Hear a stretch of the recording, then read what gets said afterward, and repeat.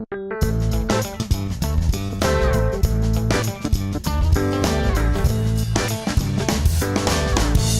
my pleasure today to introduce to you to Caio Koch-Weser. Caio is currently the chair of the European Climate Foundation, until recently the vice chairman of Deutsche Bank. Previously, he served as the Secretary of State of the German Federal Ministry of Finance. Caio is going to grace us with a multilateral review of you both from Europe, but also with his extensive experience around the globe, from where he was born in Brazil and also been in political office in Germany and led major corporations in Germany like Deutsche Bank. And Caio is going to give us a view of how financial policy and strategy fit together to take advantage of both climate risk and climate opportunity. Caio.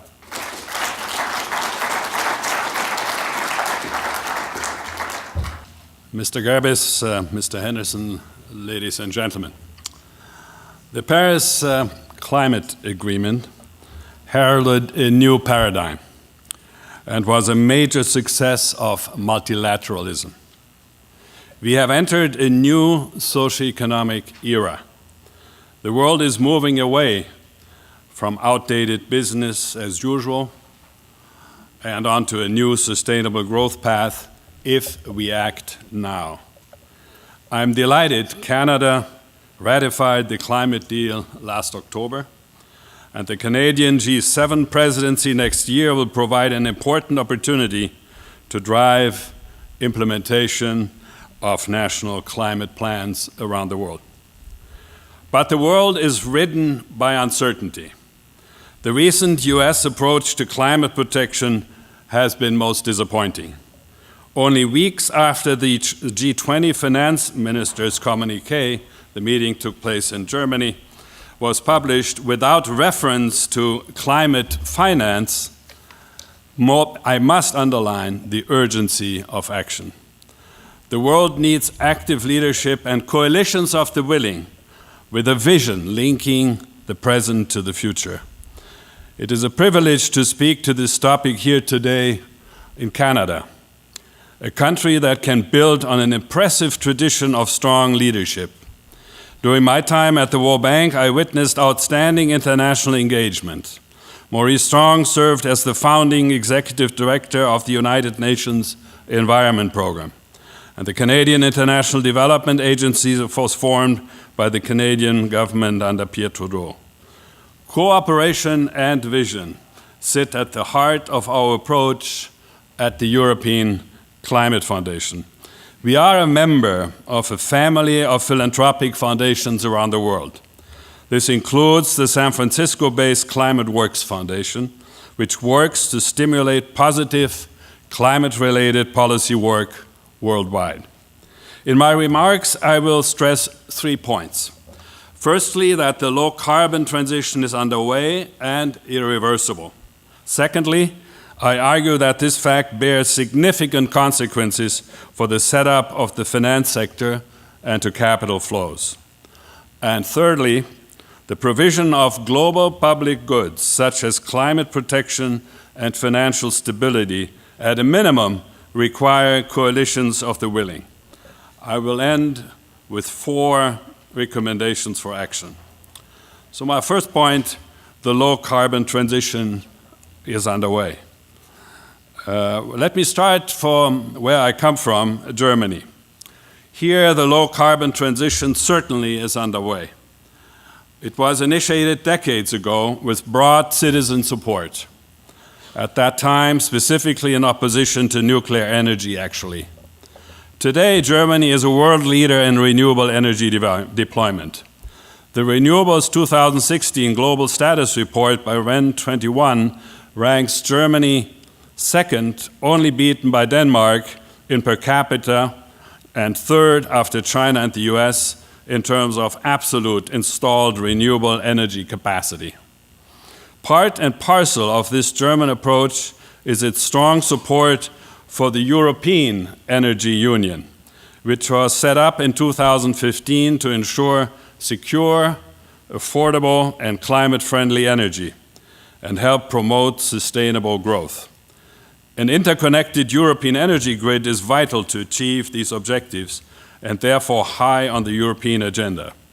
Let me note that almost 90% of new power in Europe came from renewable sources in 2016, while coal is in structural decline. I was pleased to learn that Canada has committed to accelerating the national coal phase-out to 2030. There is an important role to play for Canada, since it remains to be seen where the US is heading as far as dangerous climate change is concerned. It might have come as a positive surprise, though, that ExxonMobil recently urged the US administration not to pull out of the Paris Agreement, which the company described as an, and I quote, effective framework for addressing the risks of climate change, a position encouraged by Exxon investors, citizens, and their own analysis. Following Paris, company boardrooms increasingly understand the challenge, adapt their strategies, and show far-sighted leadership. In a similar vein, and it was mentioned this morning already, China perceives the transition as an opportunity to create and tap into substantial new markets. The Chinese Energy Authority announced plans to invest the equivalent of over 340 billion euros in low-carbon energy sources within the next 4 years. According to the think tank IEFA, last year alone, Chinese companies invested over $32 billion in renewables abroad. As a longtime student of China, I do not see this as a temporary move. This is far-sighted strategy. You will have listened to the speech given by Chinese President Xi Jinping at the World Economic Forum in Davos in January. It was hailed as a landmark address which underlined the importance of the Paris deal. We must bear in mind, though, that the Paris Agreement provides floors, not ceilings. We will want China to prove real leadership by pushing ambition beyond the Paris Agreement, and I believe they will. Indeed, the low-carbon transition offers immense opportunities. Renewable power is increasingly cost-competitive. While global investment in clean energy declined last year, total capacity installed did not. A record 73 gigawatts of solar alone were added in 2016. Another example.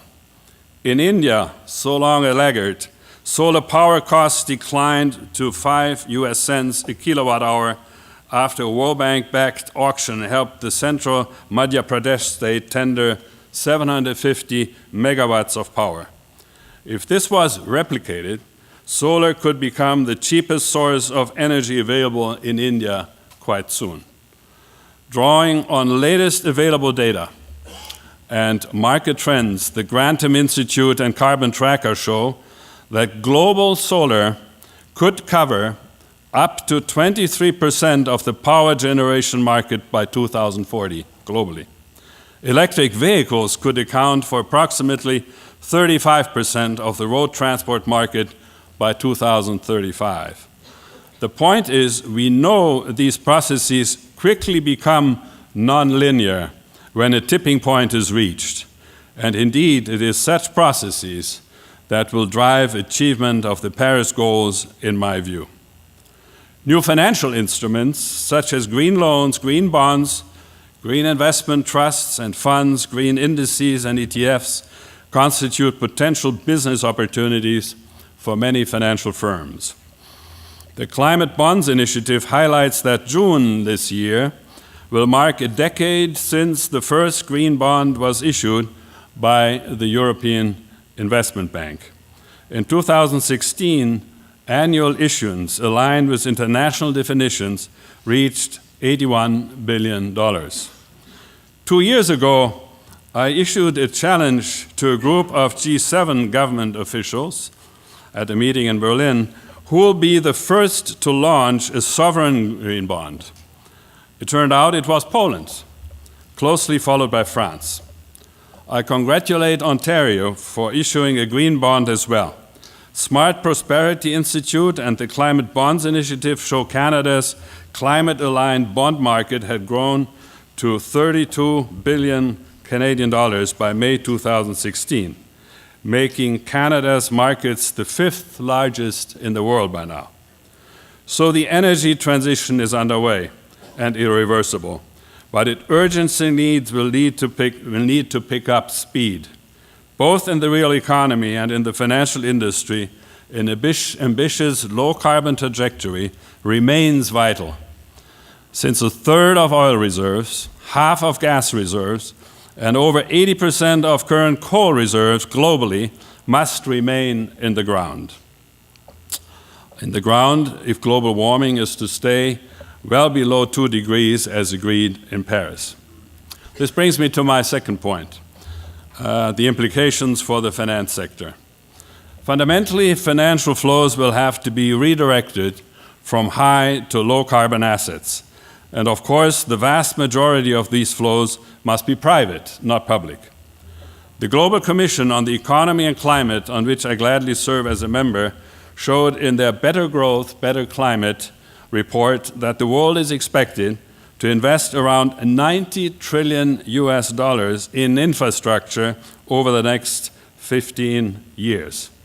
The investment choices we make today will lock in for decades to come either a climate-smart growth pathway or a high-carbon unsustainable pathway.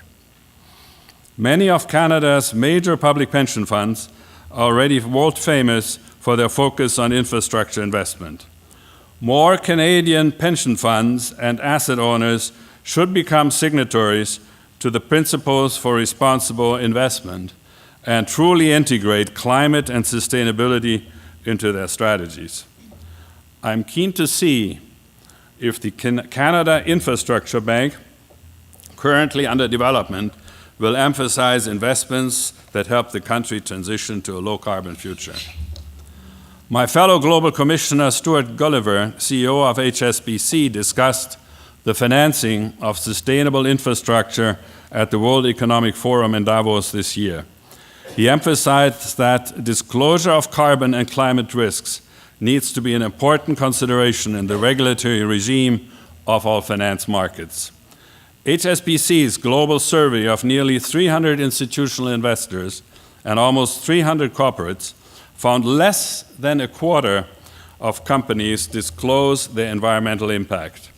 While there is an interest to put more capital in low-carbon investment, insufficient information on firms' climate credentials create a barrier. In a similar vein, the Canadian pension fund, OP Trust, calls for collaboration in the development of standardized measures to carbon disclosure. In 2015, Barclays assessed the impact of a strong climate deal in Paris. They calculated that the fossil fuel sector stood to lose 34 trillion US dollars in revenues over 2014 to 2040 using 2-degree scenarios, with the oil industry accounting for $22.4 trillion of this, gas for $5.5 trillion, and coal for $5.8 trillion. And this, as a matter of fact, reached far beyond infrastructure assets. There is a global risk of significant stranding of assets, as the Minister also emphasized this morning, if the transition to low-carbon economic and financial system is not managed in a far-sighted manner. At the same time, good investment decisions require the removal of barriers, such as insufficient information on carbon risk exposure. Therefore, more capacity must be put into a better understanding of the risks involved, comprehensive scenario planning, as well as appropriate disclosure and standards. Bank of England Governor Mark Carney, who was portrayed this morning already, might be Canada's most famous climate-related export. Pointing to the tragedy of horizons, he emphasizes the need for sustainable financial sector reform and improved carbon risk disclosure. Chaired by Carney, the Financial Stability Board launched a task force on climate-related financial disclosures, which is due to present its final report to the G20 at their Hamburg meeting in Germany. The business-led task force, chaired in turn by businessman Michael Bloomberg, include members such as the AXA Group, Canada Pension Plan Investment Board, Industrial and Commercial Bank of China, Daimler, and BlackRock. Let me underline that it's good news the Financial Stability Board recently welcomed a proposal by the task force to continue this important work for another year. In collaboration with Carney's Bank of England, the People's Bank of China helped set up the Green Finance Study Group during China's G20 presidency last year. It is in line with China's low-carbon engagement that the country placed climate change high on the agenda of the G20, thus linking it to questions concerning financial stability. The current German G20 presidency has put an emphasis on risk analysis and data disclosure. This emphasis must be maintained and taken to the national level. France has already assumed significant leadership in terms of accounting for carbon risk. Article 173 of the French Energy Transition Law came into force in January 2016. It strengthened mandatory carbon disclosure requirements for listed companies and introduces carbon reporting for institutional investors. Thus, around the world, key financial institutions emphasize the necessity of better understanding and handling of carbon risk. I'm glad the Bank of Canada is joining others in recognizing this risk. I suggest to you creating a Canadian expert group on sustainable financial sector reform, matching the current effort in Europe that just started its work. Following the recent disappointingly weak G20 communiqué of finance ministers, I urge Canadian leadership to support this important topic at the G20 level this year to make sure countries move forward in implementing corresponding standards and channel investments away from high to low carbon assets. In fact, the G20 should initiate a learning platform, as I like to call it, to develop applicable approaches with participation from regulators, academia, finance industry, and international institutions, as well as other relevant stakeholders. This would be an essential step forward on the pathway towards mandatory disclosure of climate risk in corporate balance sheets at the national level, which of course is years off.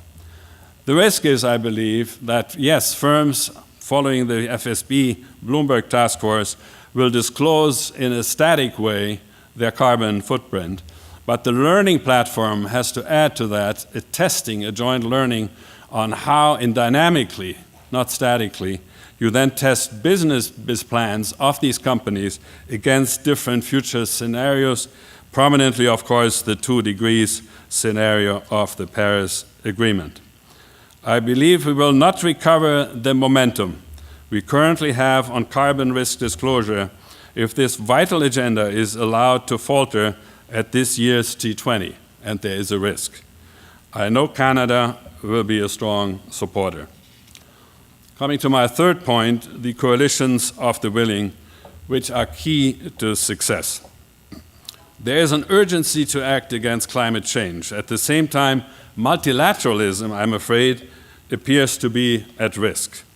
Cooperation across borders is necessary, though, to ensure the provision of global public goods, also in other areas, finance stability, economic growth, and climate protection. The European Union, with all its shortfalls, is a case in point. It is an example of successful multilateral cooperation, as much as it is, of course, of the challenges associated with such multilateralism. The EU just marked its 60th anniversary of the Treaty of Rome, and this is at a time of uncertainty given the unprecedented political, social, and economic challenges we face. In the new Rome Declaration, the 27 member states stressed that the EU's vision for its future will be based on a multi-speed Europe, meaning that coalitions of the willing will become more important both inside and outside the Union. In times of uncertainty, coalitions of the willing can provide an essential pillar to build upon. The free trade deal between Canada and the European Union is one example. Like-minded partners can be found at all governance levels, also subnational. For example, the Californian Air Resources Board recently announced the state's new goals of cutting carbon emissions 40% from 1990 levels over the next 13 years. California Governor Jerry Brown has vowed to lead the nation on climate change as the US administration pulls back. Brown has spearheaded his own international climate agreement with more than 160 cities and states.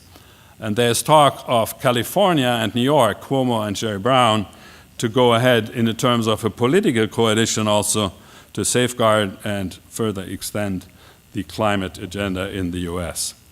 Another example is the Global Covenant of Mayors for Climate and Energy, the newly created merger of the C40 and the Global Covenant of Mayor initiatives. So cooperation among cities or regions is an excellent alternative if political will is missing at the national level. Public policy is key to accelerate change. As we are building a sustainable, low-carbon future, we need the support of credible, transparent, and lasting policy frameworks. A price on carbon is an essential element of inclusive and low-carbon growth. Therefore, I'm delighted Canada has committed to introducing an economy-wide national carbon price.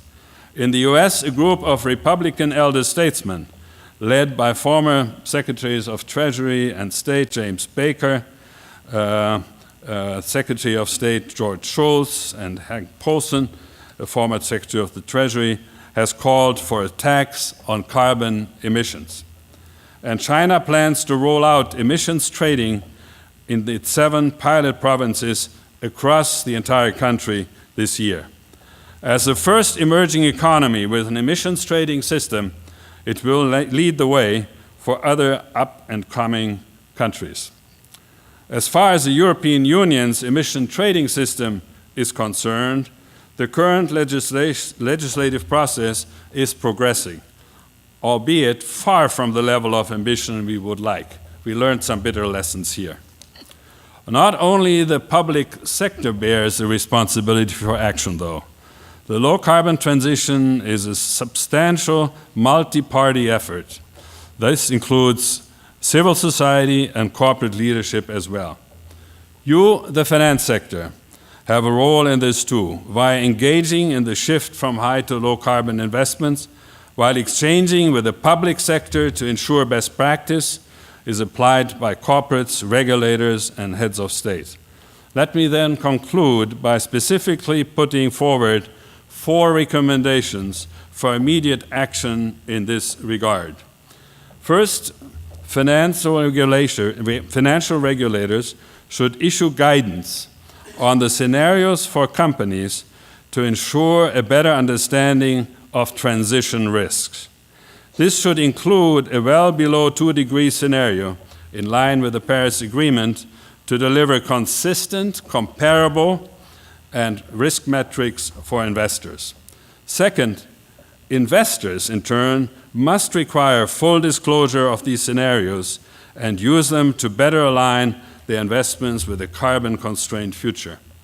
Third, the G20 heads of state should support the work on green finance and welcome the recommendations by the Task Force on Climate-Related Financial Disclosures at their meeting in Hamburg. Investors can play their part by urging their governments to join in support of this agenda.